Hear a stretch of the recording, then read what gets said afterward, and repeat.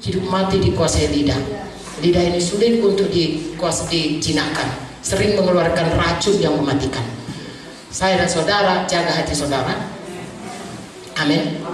Jaga hati saudaraku, artinya dengan kita menjaga hati, otomatis kita jaga lidah. Karena dari hati kita yang baik keluarlah perkataan yang baik. Kalau hati kita ini penuh dengan iri hati, penuh dengan egoisme, penuh dengan kesombongan, maka keluar itu semuanya. Tidak ada perkataan yang membangun, tetapi yang meruntuhkan iman orang. Kapan itu jadi saudaraku? Bukan hanya kita dan dia, bisa terjadi perpecahan, bisa terjadi kekacauan, bisa terjadi banyak kejahatan. Entahkah itu dalam rumah tangga, entahkah itu di dalam bisnis, entahkah itu dalam pergaulan kita di sekolah kita, bahkan dalam gereja. Jaga hati, jaga mulut. Mulai dari hati saudaraku. Makanya sekali lagi baca kitab saudara. Patuhi firman Tuhan ini, berubah tiap hari. Saya berubah saudaraku, ya, dari dulu sampai sekarang saya berubah. Kalau dulu saudaraku, kalau saya nggak suka, saya sembur aja semuanya. Kalau sekarang tidak. Apapun kata orang, saya lebih suka diam. Karena firman Tuhan berkata, Yesus sudah meninggalkan teladan. 1 Petrus 2:21. Pada waktu dia dicaci maki, dia tidak mencaci maki, dia membalas. Ya, pada waktu dia difitnah, dia tidak mengancam, tapi dia menyerahkannya kepada Tuhan yang adil. Saudara baca itu 1 Petrus 2:21. Ya, kenapa saya katakan ini? Saya bukan mau, ibu itu enggak. Karena saya menikmati firman Tuhan itu. Betapa indahnya hidup ini, hidup dalam damai, hidup bersejahtera, hidup dalam jalan Tuhan. Saya doronglah saudara, ya, saya mohonlah kepada saudara, saya ajaklah saudara, hiduplah dalam jalan Tuhan ini. Hanya dekat Tuhan saja aku tenang. Mengapa gerangan kita pilih saudaraku hidup chaos? Ya, Yakobus 3 itu penuh dengan banyak kekacauan, penuh dengan kejahatan. Padahal ada diberikan Tuhan hidup dan hikmat dari atas. Yakobus 3 17 sampai 18, yaitu dalam damai sejahtera. Mengapa? Karena Yesus itu Raja Damai. Ya, saya sangat bersyukur saudaraku, sebelum saya selamat, apakah yang menarik hati saya datang menjadi orang Kristen? Saya punya banyak kesempatan menjadi agama lain saudaraku, ya, segala macam agama. Karena kawan saya banyak saudaraku, dari agama apapun ada, dari tidak beragama pun ada. Free thinker yang merasa dirinya pikirannya yang ini banyak saudaraku. Aku nggak mau itu, dia katakan, aku yang penting aku apa yang aku mengerti yang aku mau ikut. Agama-agama itu gak betul itu pun ada kawan saya saudaraku. Tapi pada waktu saya baca Alkitab, satu perkara yang saya lihat, Yesus itu damai dan mengasihi, menarik hati saudaraku. Ya, tidak ada yang lebih daripada Tuhan Yesus. Lalu saya sangat bangga saudaraku, akhirnya Tuhan mau saudaraku menyelamatkan saya, menjadikan saya anaknya, menjadikan saya biji mata kesayangannya, dan memberikan kasih karunia melimpah-limpah puluhan tahun, sehingga apapun yang jadi, saya tetap berkata, Yesus itu baik. Amen. Yesus itu baik. Amen. Yesus itu baik. Haleluya.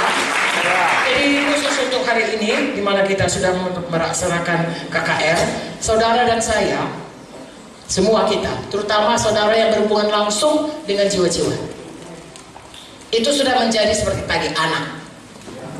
Tetapi firman Tuhan Perintah Agung, ya, mengatakan tidak cukup anak itu hanya lahir. Kalau saya orang tua, lahir anak dibiarin, saudara pasti marah kepada saya. Seorang tua yang membiarkan anaknya tidak diasuh, tidak dirawat, tidak dididik, saudara akan berkata itu orang tua patut dimarahin atau masukin rumah sakit jiwa.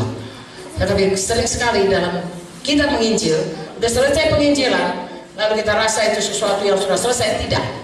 Tuhan berkata, beritakan Injil, jadikan semua bangsa muridku. Saudara dan saya harus memberikannya. Untuk itu ada gedung gereja. Untuk itu ada gereja. Yaitu untuk menghimpunkan eklesia, orang-orang yang menyerahkan dirinya untuk mau jadi murid. Tentunya saudaraku, tidak semua mereka sukarela. Ada musuh yang mau menarik mereka kembali. Itu sebabnya kita kunjungi mereka. Kami selalu mengatakan kunjungan yang paling berhasil adalah kunjungan 24 jam pertama. Begitu KKR, begitu saudara kebaktian minggu, kunjungilah dalam 24. Ini teori yang baik. Adalah baik kalau kita ikuti. Ya, kunjungi, lalu kemudian layani dia, pastikan dia betul-betul dia melekat kepada Tuhan. Ya, kalau dia sakit, sembuh. Kalau dia keselamatan, teguh keselamatan. Kemudian pastikan dia mau betul-betul mengikut Tuhan. Itu bahagian kita seperti bayi. Kalau bayi lahir, saudaraku, saya kan dokter anak. Ya, 24 jam pertama itu ada masa kematian yang paling berat. Ya, kami memasukkannya ke dalam inkubator. Ya, supaya anak itu tidak mati karena angka kematian tinggi. Kemudian 1 minggu pertama ada istilahnya kematian minggu pertama. Itu juga. Kemudian kematian 1 bulan. Kemudian kematian setahun. Lalu yang berikutnya tidak begitu banyak lagi. Jadi kami hanya bisa memperhatikan orang yang anak yang baru lahir hari pertama, anak yang lahir dalam tempo seminggu, anak yang lahir dalam tempo sebulan, ya, namanya neonatus, namanya dan lain sebagainya. Anak yang dari setahun, dan kemudian saudara tahu batita, balita, bawah 3 tahun, bawah 5 tahun. Kan ada bedanya, beda. Saudaraku, kalau saudara ada di gereja manapun di seluruh dunia ini, saudara harus mengerti bagaimana memuridkan mereka. Ya, menginjil kita punya 4D lah, ya saya katakan kalau jadi saudara training, menginjili mereka 4M atau 4D, 4M ya, menginjili mereka, memuridkan mereka, menggembalakan mereka, dan mempersatukan mereka. Kan begitu? Jadi begitu dia selamat, siap diinjili, saudara harus muridkan dia. Sesudah muridkan, ada persoalan yang saudara harus gembalakan dia. Sesudah itu tidak cukup dia sudah berhasil nih, sudah sembuh, saudara harus persatukan dia dalam tubuh Kristus. Ada bahagiannya, kayak gedung ini saudaraku, ada dia jadi pintu, ada jadi jendela, ada jadi batu, ada jadi atap. Kalau dia tubuh, itu gambaran daripada tubuh Kristus, gereja Tuhan. Gedung atau tubuh. Kalau tubuh, masing-masing ada tempatnya. Berapa banyak jiwa-jiwa yang karena kita kurang begitu, katakanlah kurang mengasihi, ya, berlalu saja begitu. Kalau masih di dalam, seperti nyanyian kalian semalam, masih ada kesempatan, tolonglah saudara, diurus baik-baik itu. Haleluya.